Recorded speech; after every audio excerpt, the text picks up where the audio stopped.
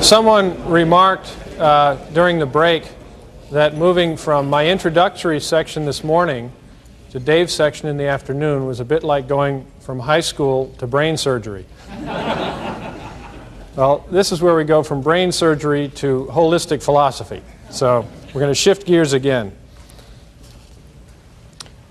In 1985, a very interesting article was published in several major newspapers, including the New York Times. It struck me so that I used it in a presentation to the Market Technicians Association in early 1986. The article was about the discoveries of a scientist named Benoit Mandelbrot, M-A-N-D-E-L-B-R-O-T. He had taught economics at Harvard, engineering at Yale, physiology at the Einstein College of Medicine, and the article was about his discovery of the fractal geometry of nature. I'd like to read some of the excerpts from the article that appeared in 1985. At the age of 61, Mandelbrot can watch his revolution advance. He has invented a new way of describing, calculating, and thinking about shapes that are irregular and fragmented, jagged and broken up. A new geometry has emerged, and it turns out to be nature's own. The interesting feature of a lightning bolt's path, for example, was not the straight line denoting its direction, but rather the distribution of its zigs and zags. A new kind of symmetry has emerged, not the left to right or front to back, but of small scale patterns to patterns on larger and larger scales. The self-similarity of a broccoli floret whose tiny bifurcations echo the branching of the stalk as a whole. Fractals also describe the way things cluster in space and time. Mandelbrot made his most important early leap of imagination when at IBM he was asked to examine the problem of noise, unexplained errors in electronic transmission lines. It was a nasty and expensive problem for the resident experts. The errors were not completely random. They tended to come in bunches, and Mandelbrot realized that the degree of bunching remained constant whether he plotted them by the second or by the hour. Oddly, the patterns that arose and the mathematical description of them seemed to apply just as well to very different problems, from fluctuating cotton prices since the 19th century to the rising and falling of the Nile River through 2 millenniums. Things wear their irregularity in an unexpectedly orderly fashion. They have self-similarity on different scales. When you zoom in, looking closer and closer, the irregularities don't smooth out. Rather, they tend to look exactly as irregular as before. To economists, some of Mandelbrot's fractal patterns looked indistinguishable from records of stock market prices. Economists needed to understand the heretical idea that prices don't change in a smooth, continuous flow. They can change abruptly in instantaneous jumps. And dam builders, reservoir builders, and risk insurers of all kinds needed to understand that traditional notions of probability were leading them to underestimate the likelihood of the rarest, most catastrophic events. In economics, daily fluctuations are treated one way, while the great changes that bring prosperity or depression are thought to belong to a different order of things. In each case, Mandelbrot says, my attitude is, let's see what's different from the point of view of geometry. What comes out all seems to fall on a continuum. The mechanisms don't seem to be different. Now, Mandelbrot's patterns were generally very closely allied with the patterns found in nature. And it's lucky that he started doing his research in the computer age because the computer helped out in such difficult calculations that were required to recreate some of these patterns. I'd like to show you a few of the designs that Mandelbrot took a close look at to suggest the kind of structures that he was finding in nature. Now, I don't think a picture of a snowflake is out of place in a financial conference, particularly this one, since so many people have called Elliott wave practitioners pretty flaky anyway. What Mandelbrot was saying was that the entire picture is made up of elements which themselves take the shape of the entire picture. This snowflake has a particular 6-section design, and if you look very closely at each of the separate sections, they take the exact same shape as the whole. If you look even closer at the makeup of each section, you'll find that it, in turn, is made up of 6 sections, which reproduce the picture that the whole gives us. Let's look at another one of the designs. This is a rough depiction of the broccoli floret referred to in the article.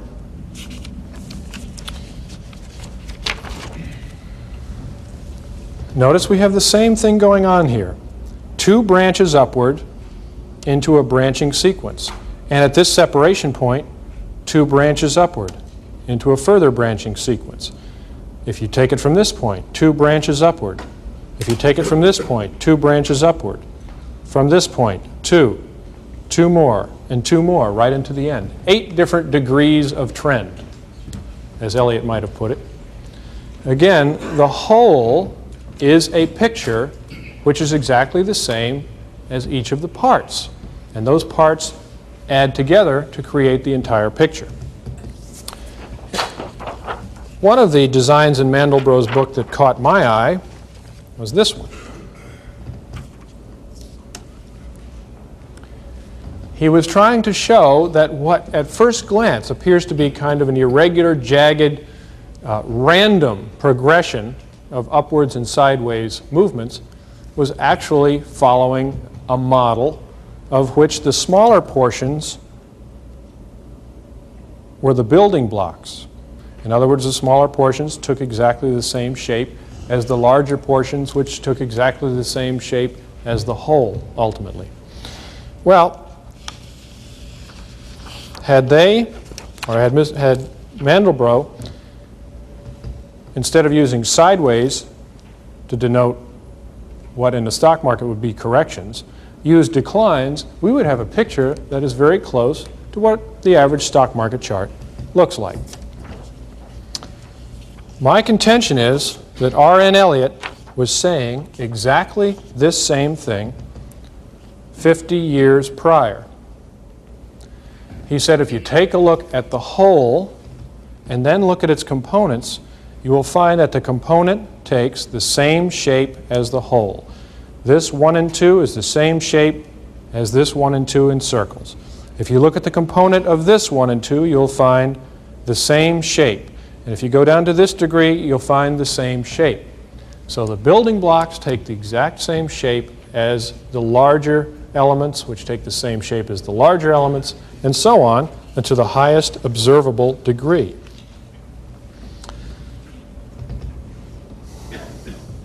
I had mentioned earlier that a lot of people were taken aback by the concept that the small degrees of trend and the large degrees of trend were created by the same sequence of psychology. Just to show you the real world method for recreating a 5-wave structure, I'd like to ask how many people here have ever observed the trading on the New York Stock Exchange or in the pits in Chicago? Okay, a lot of you have been there.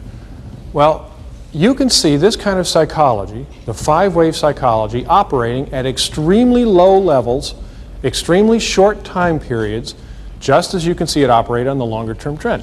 The question is, do the individuals involved, those people who are trading the extremely short term, do they really think in crowd psychological terms?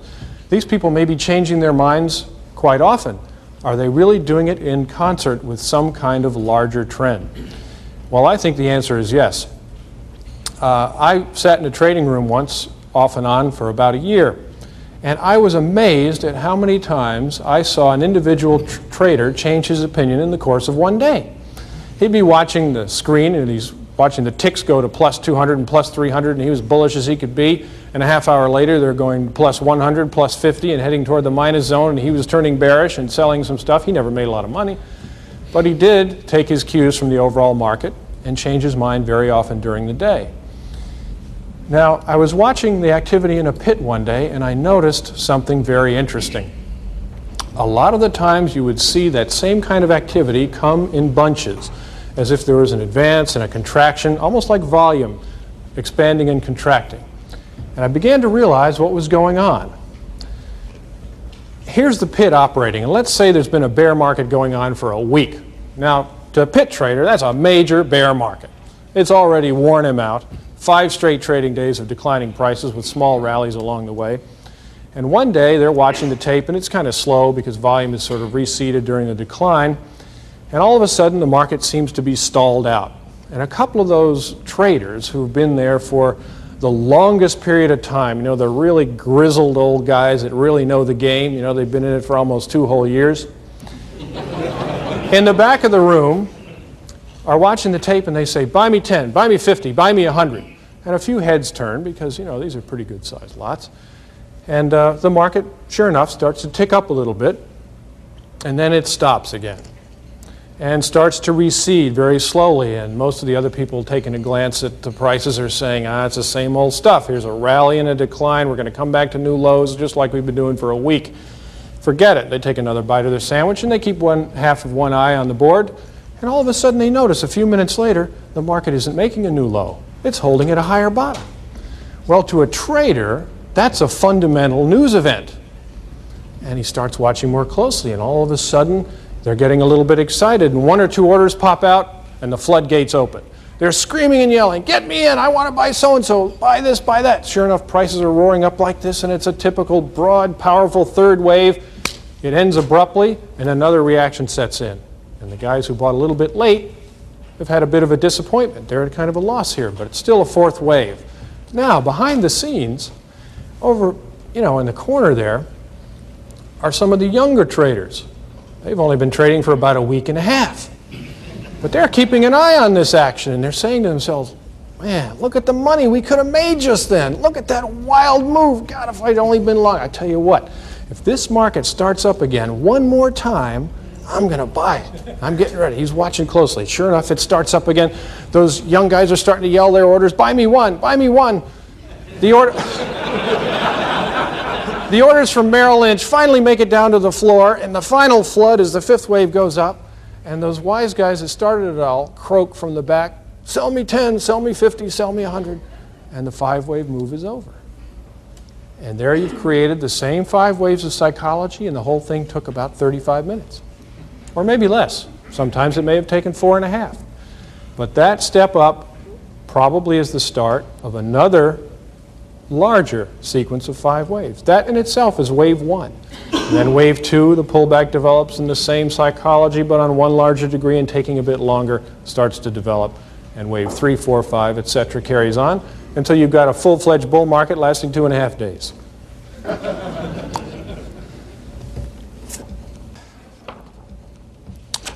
Well,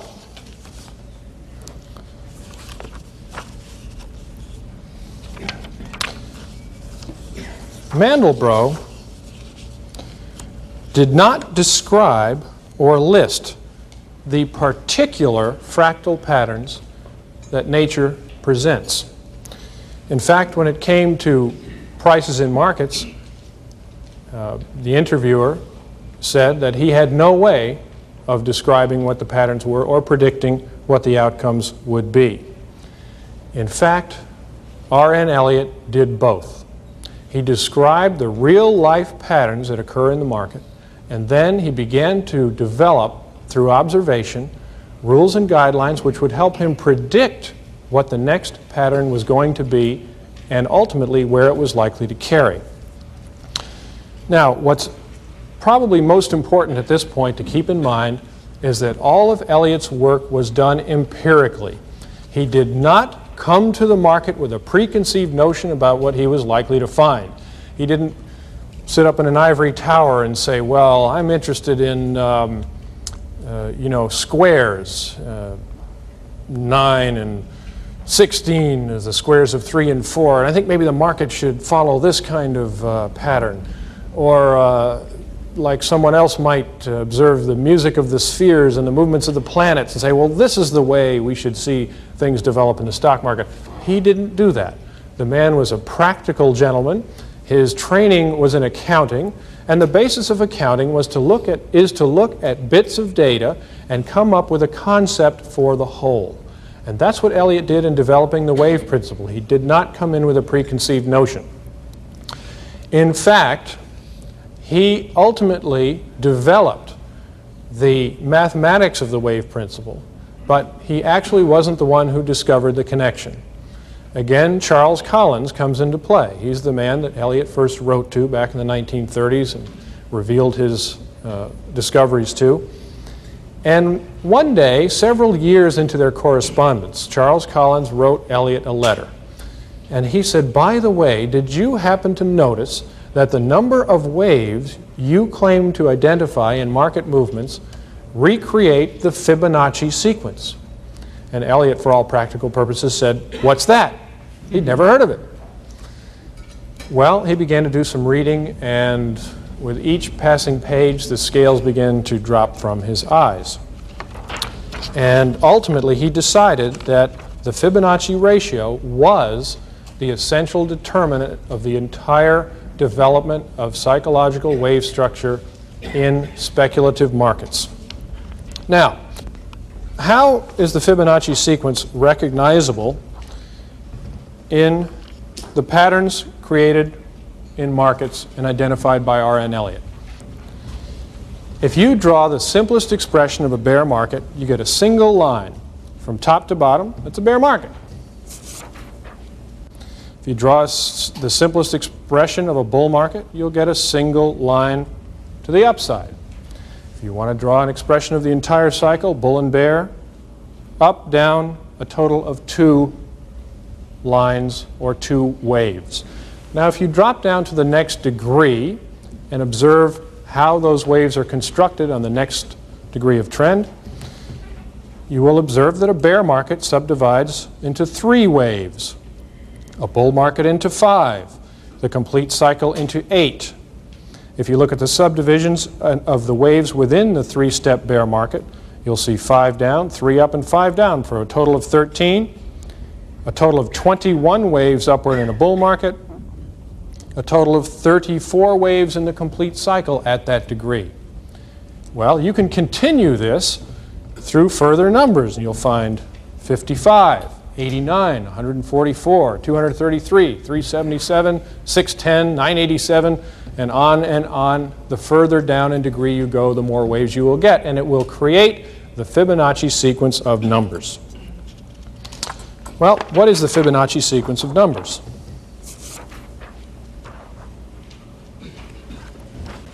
This number sequence has actually been known for thousands of years. It was known by the ancient Egyptians. So it's fascinated human beings for about as far back as history goes. First, we're going to look at some of the mathematical properties and then try to decide why this is of importance to us in the endeavor we have before us, which is to decide what the Elliott wave principle is all about. The way the Fibonacci sequence is created is to take an initial number, starting with the number 1, and add the preceding number to it to get the next number. In this case, starting with the number 1 and adding the preceding number, well, there isn't one, so 1 plus 0 is another 1. If you take this digit and add the preceding number, 1 plus 1 gives you 2. Starting with 2 and adding the preceding number, 2 plus 1 gives you 3. 3 plus 2 is 5. 3 plus 5 is 8. 8 plus 5 is 13, 21, 34, and so on. As the sequence moves outward, the ratio between adjacent numbers approaches an irrational number, a number that cannot be expressed in a finite number of digits after the decimal point, and that number is 0.61809, on and on and on and on. The ratio between the first two numbers, 1 and 1, is 1.00. The ratio between 1 and 2 as a fraction is 0.5. The ratio between 2 and 3 is 0.66666, and so on to infinity. The ratio between 3 and 5 is 0.6. Between 5 and 8 is 0.625, 0.615, 619, 618, and so forth. And within a few terms, you have gotten very close to the three-digit number 0.618. Let's look at the inverse of those ratios. Well, 1 over 1 is still 1, but instead of putting 1 over 2, let's put 2 over 1, so that we've got the inverse. That gives you a ratio of 2. 3 over 2 is 1.5. 5 over 3, 1.666, etc. 1.60, 1.625, 1615, 1619, and again, you are approaching 1.618. In other words, as the numbers go out in the continuum, the ratio between adjacent numbers approaches a limit, which can only be defined as the number which is being approached, and that is phi, P-H-I, otherwise termed the Fibonacci ratio or the golden ratio. Now, ratios between adjacent numbers are 0.618 and 1.618. Between alternate numbers, the ratio is 0.382 and 2.618 for its inverse. This number sequence has numerous fascinating properties. Not only is 0.382 the product of 0.618 times 0.618, but it is the net result of subtracting 0.618 from 1. That's just one example. Our book lists many more, and there are other books on the subject that can cover that. That doesn't pertain directly to markets, so we're going to continue along this line and look at another aspect of this particular sequence. One thing that is almost never pointed out, in fact, I've never seen it pointed out with respect to applying it to financial markets, is that the Fibonacci ratio is the governor of additive sequences of this type regardless of what numbers you start with.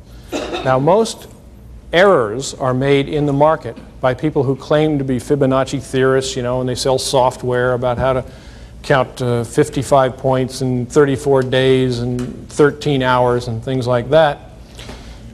There's a basic flaw, and that is that the numbers themselves are not critical to determining the fact that the ratio is present between adjacent numbers.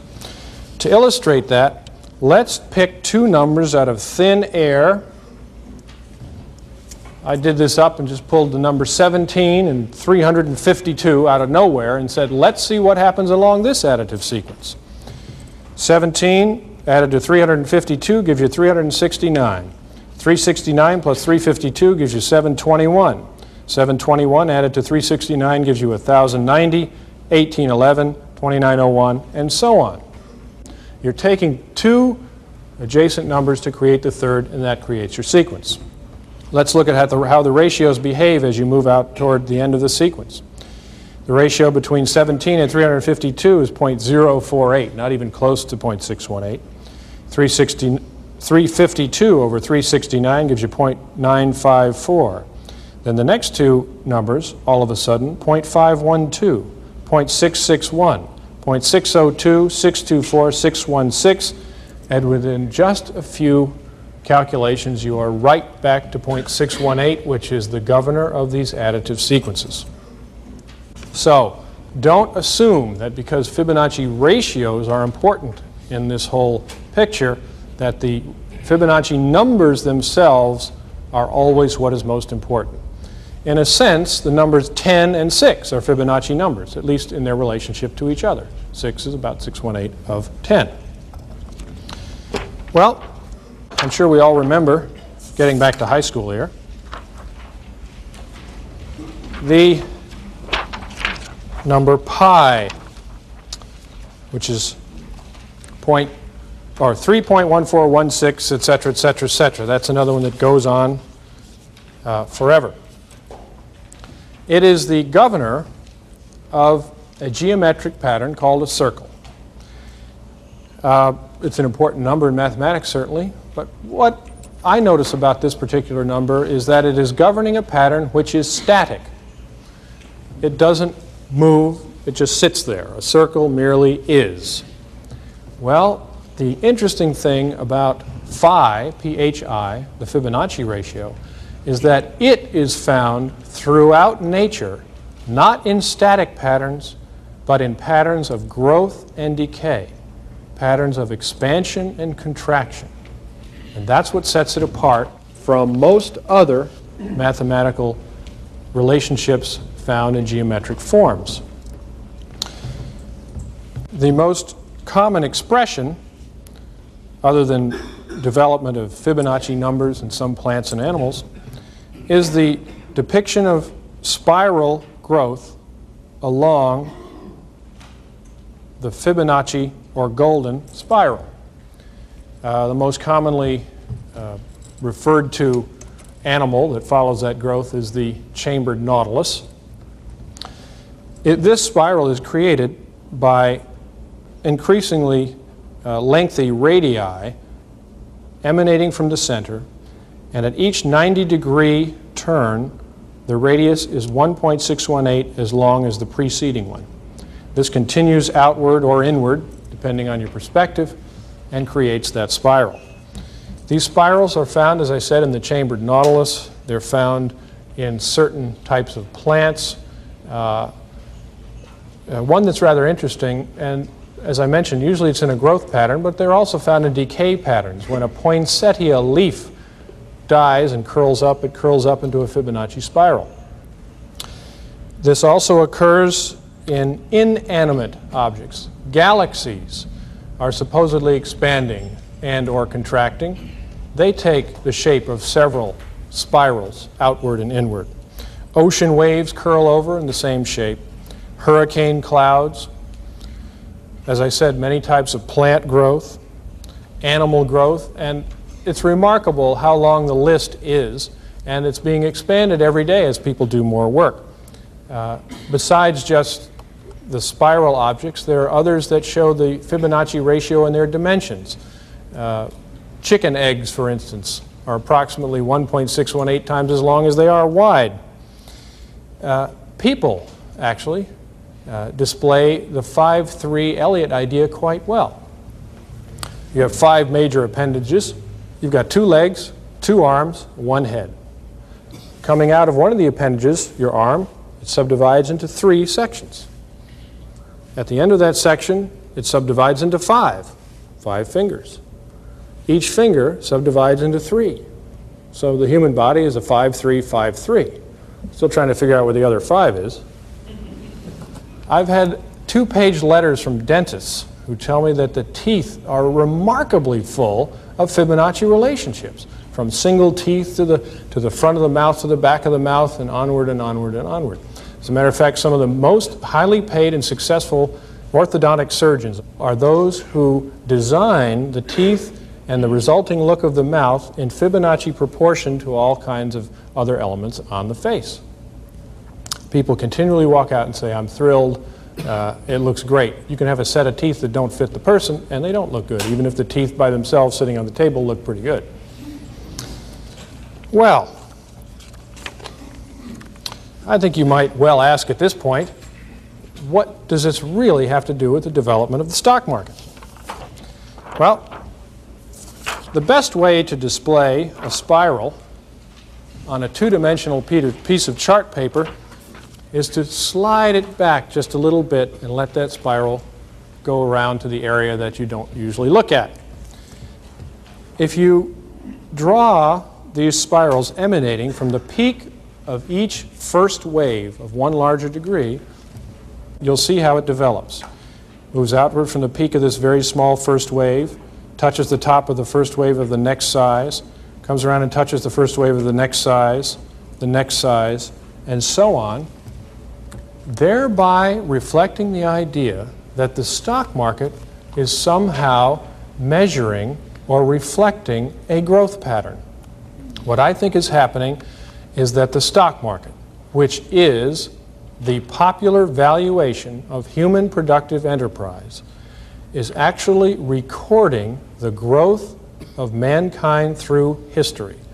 And that growth is not straight line, and it's not random, and it's not even cyclical, where human beings go back to square one every time they make a big mistake. This growth pattern is the type of growth pattern that nature prefers. It is a 3 steps forward, 2 steps back, social and cultural growth through history. And that, I think, is really the essence of why R.N. Elliott's discovery is so important. I think it's a breakthrough in sociology, akin to the breakthroughs in the physical sciences that were occurring 400 years ago. Now, I know what some of you are sitting there thinking. You're saying, all right, Bob, how do I make a buck out of this? So, I guess I'll have to satisfy that instinct too. Well, with the number of waves reflecting so well the Fibonacci sequence, it was not surprising for Elliott to discover that many of the movements in the stock market reflected Fibonacci ratios between their price lengths and occasionally even their time lengths. Now,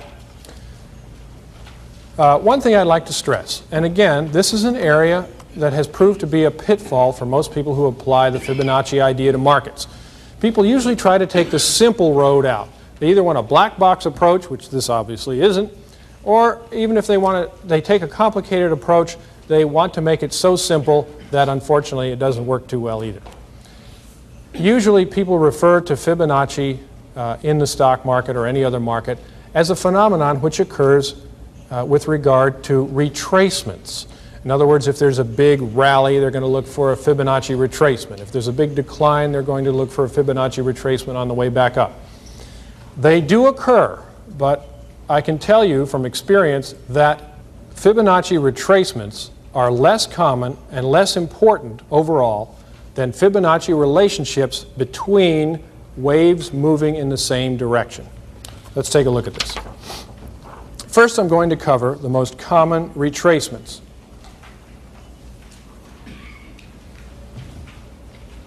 And you know what? They're all on this page. This is it. In a 5-wave sequence, a second wave will very often retrace about 61.2% of the first wave. At least as common is a 38.2% retracement of the first wave. Unfortunately, second waves are fairly unruly. Sometimes they don't hit either one of them. They'll stop at a 50% retracement. I've seen second waves retrace 99% of wave 1. There are no hard and fast rules, but I would say that much of the time, 61.8% is close to what most markets show as a limit to wave 2 retracements. That is not particularly reliable in the wave 2 position, but if you count an ABC reaction against the trend and it falls at a typical Fibonacci retracement, it does have added weight for being a turn. Wave 4 is a correction of wave 3. Now, the retracement point for wave 4 is more reliable. It is extremely common for a fourth wave to retrace 38.2% of a third wave. And you will find very often, 4 times out of 5, I would estimate, that this level also happens to mark the low of wave 4 within wave 3. So you will have 2 reasons to estimate before it's bottomed that wave 4 in this drawing is going to bottom at this level marked by the dashes. In extremely powerful situations, you can get a fourth wave that retraces as little as 23.6%, which is the next Fibonacci ratio down the line. It's the ratio between second alternate Fibonacci numbers. It's also the product of 0.382 and the Fibonacci ratio 0.618. However, they're pretty rare, and the most reliable retracement is the 38.2% retracement of a fourth wave. Keep that in mind. It'll help you in many corrections. I want to show you one example of a retracement that helped me in the market.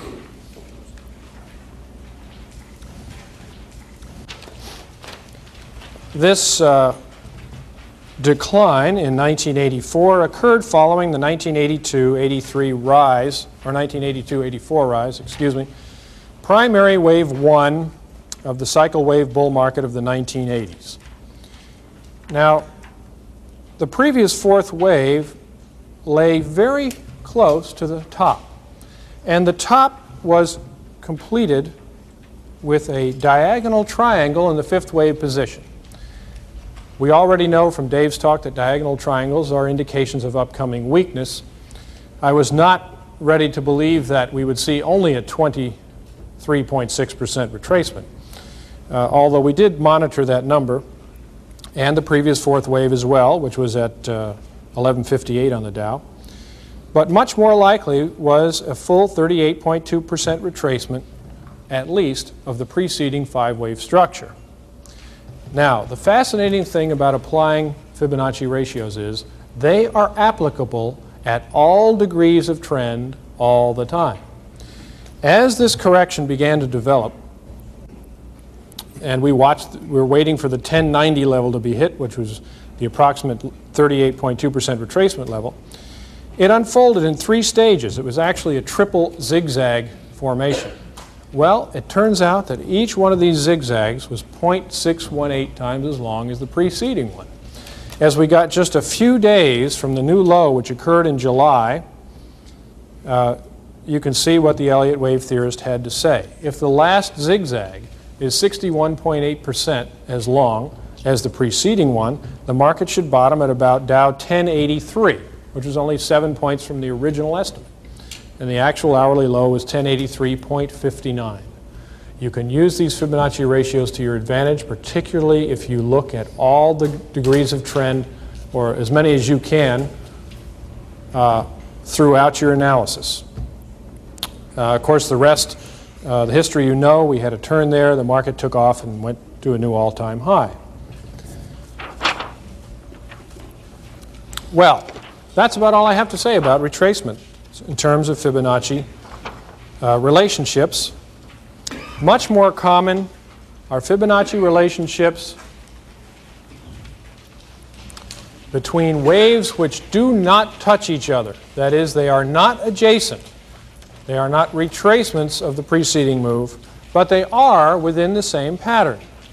Let's look at the two most common.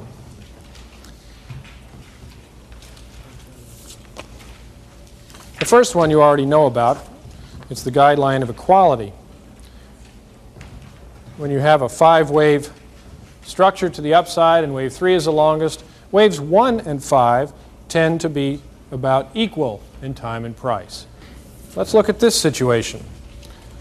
R.N. Elliott noted several extended fifth waves during the time he was doing his initial pioneering work.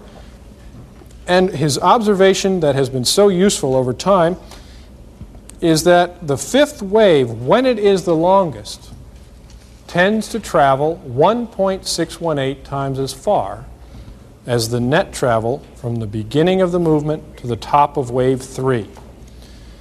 Notice that this is a relationship between two advancing segments. They are separated by wave 4 here, which is not part of the relationship. It does give you the beginning of the calculation of how long wave 5 is, but the relationship there is between two impulse sectors of the entire movement. Here's one example from Elliott himself. This occurred in the 1932-1937 bull market. The net travel between the bottom, the bear market bottom, and the peak of wave 3, when multiplied by 1.618, gave you the length of wave 5 right to its peak in March of 1937. We've got another example that's a bit more recent. This is not quite the same relationship of waves 1, 2, and 3 having a net travel equal to 0.618 of wave 5. But we did recognize this relationship as it occurred here in the 1980s. The first wave up, the first primary wave in 1982 and 3 ending in January 1984, when multiplied by 1.618, gave you the length of the next rise from the bottom in July 1984 that we just examined a bit earlier, right to the peak, or the twin peaks really, in July and September of 1986. And as you might not remember, given the action of October 1987, this was the largest down day in stock market history at the time. I believe it was 86 points down in one day. And that gave us the Fibonacci relationship between primary 1 and primary 3 before primary 4 got underway. Here is another fascinating Fibonacci relationship among impulse waves.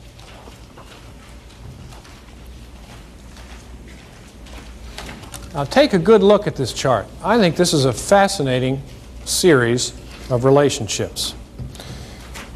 The 1932 to 37 bull market, cycle wave 1, had a rise of approximately 377% in terms of the gain. Wave 3, from 1942 to 1966, went up approximately 987%. And the rise from the 1974 low to the 1987 high, again, was just off 377%. Do you notice anything about those numbers? They're all Fibonacci numbers.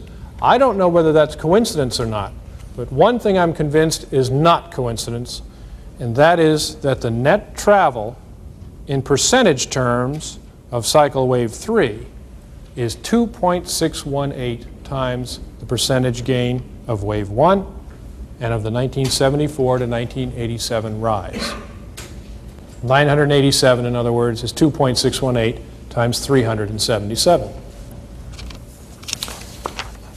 All right, let's look at a couple of other Fibonacci relationships. We've done impulse waves. Now let's look at corrections.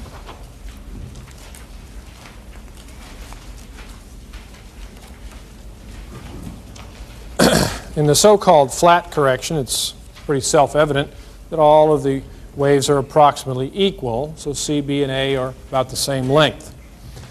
Zigzags are quite interesting and quite reliable in terms of their Fibonacci relationships.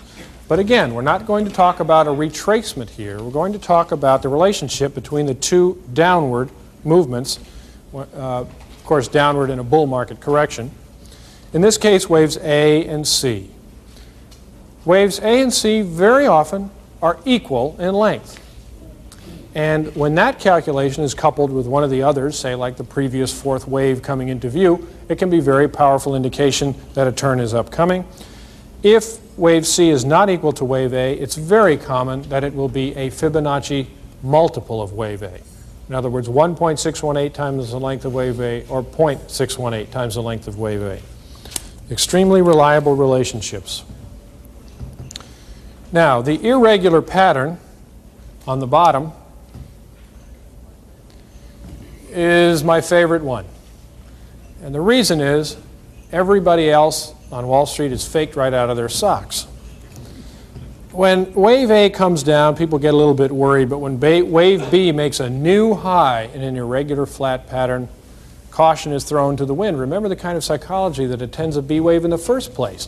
It's ebullient, it's hopeful, looking for any reason to be bullish, a lot of speculation going on. When that market hits a new high, that is really cemented as powerfully as it can possibly be.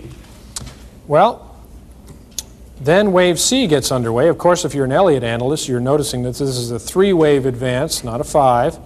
Wave C gets underway, and people don't believe there's a problem until it breaks the low of wave A.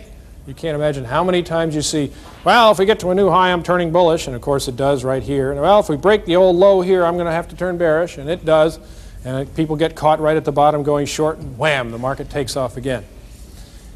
Another reason I like irregular corrections is that the relationship between waves C and A is so reliable. And that is that C is very often very close to 1.618 times as long as wave A.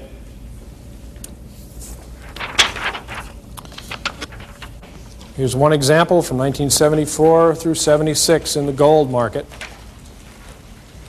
This one doesn't happen to be precise, but it's quite close.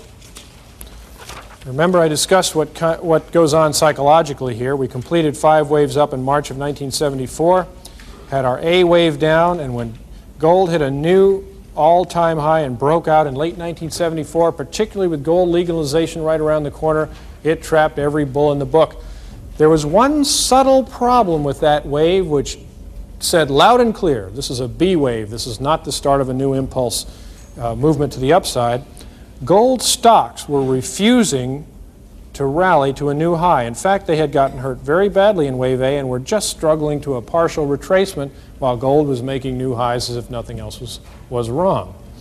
Technical weakness is very clear in a B wave. Of course, the very last day of 1974 was the peak, and then we had a 5-wave decline for wave C, which bottomed at $103.50 an ounce, approximately equal to 1.618 times the length of wave A. And that completed the correction. Now, sometimes, as I mentioned before, the relationships between, say, a C wave and an A wave can be doubly useful if they confirm a Fibonacci relationship that has already become evident from the larger picture. I want to give one example from real-time analysis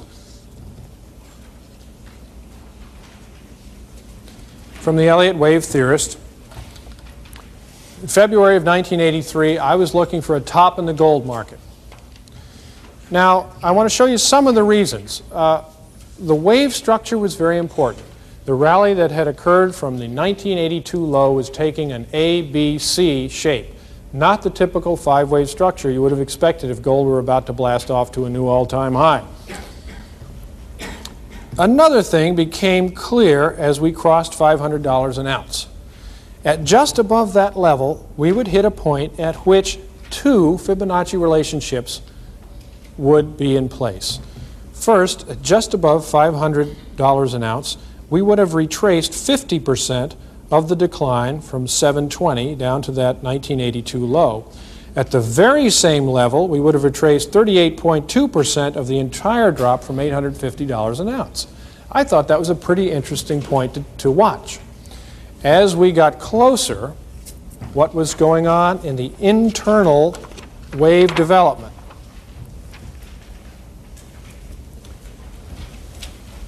This is a picture of daily gold during that period, 1982 and 83. This was the low in 1982, and as you can see, it was developing into an A wave, a B wave triangle, and it was developing into a 5-wave C. But the thing that supported the case for a top here, forgetting the technical indicators and other things like that, was that wave C from the end of the triangle would be 0.618 times the length of wave A at just over $500 an ounce, somewhere in the 510 to 520 area. It peaked at $511.50 an ounce in February and crashed. So these Fibonacci calculations are very useful if you'll do 2 things. Number 1, always make sure that you are applying the Fibonacci ratios with regard to the Elliott wave patterns. Don't do them willy-nilly just because there's a low and a high. If you don't know if it's a 5 or a 3 or an A or a B, your relationships will not bear keeping because they are probably not related to what's really going on. This actually contains an example. In this corrective B wave triangle, the price low is actually down here at wave A. At wave E, prices are higher, but that was the point to measure from, because the relationship you are trying to discover is that between wave C and A. So you don't measure from this price low. People who don't know their Elliott aren't going to measure from the right point. The second thing to keep an eye on is calculate all the Fibonacci ratios you can and see if they give you a cluster at a good point. We just had an example where 3 different calculations told you that in the low 500s there was a good chance of big resistance, and it turned out to be the top. The last section to explore is triangles.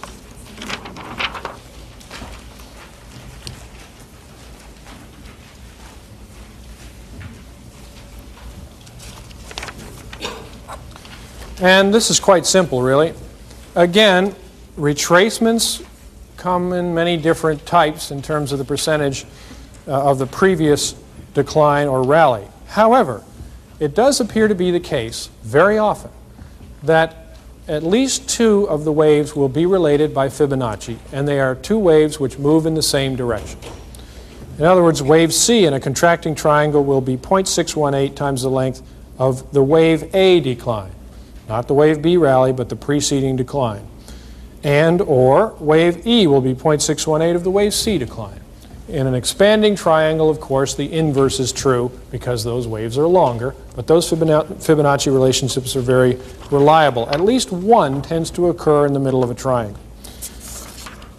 Here's one example from real time, again from the Elliott wave theorist. I mention it because it occurred on such a long-term trend, people could hardly imagine that this kind of relationship would hold over a period of years, but it does. In this bond market decline, from very shortly after it started, the analysis strongly suggested that a triangle was in force, one way or another.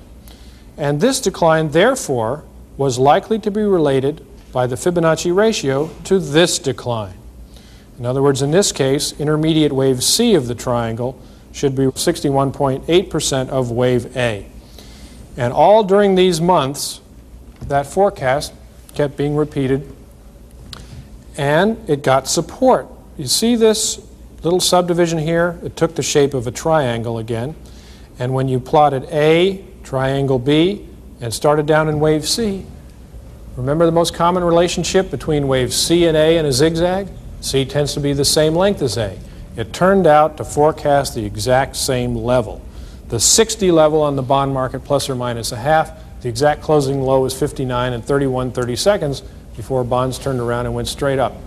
By the way, just to give you another inkling of the kind of psychology that occurs at these major lows, the Wall Street Journal ran a special section on opinions from every economist on the globe, it appeared, as far as interest rates were concerned, and the vast majority gave very erudite discussions and proposals of why interest rates had nowhere to go but up. Of course, the bond market made its low then. But this is just another real-time application of the Fibonacci relationship, this time in terms of the waves inside of a triangle. I'd like to bring one other thing to your attention. This is not in any of the textbooks, but it's worth knowing. Sometimes triangles do something that is best described as extend. They create extensions. Look at this triangle in silver. You had A down, a B up, C, D. By all rights, that should have been the end of it with the E down. But E itself took 5-wave triangular shape, going 1, 2, 3, 4, 5 into the final low. I've seen several of these developments. What's most interesting about it is the number of times that the 618 relationship repeated throughout that form.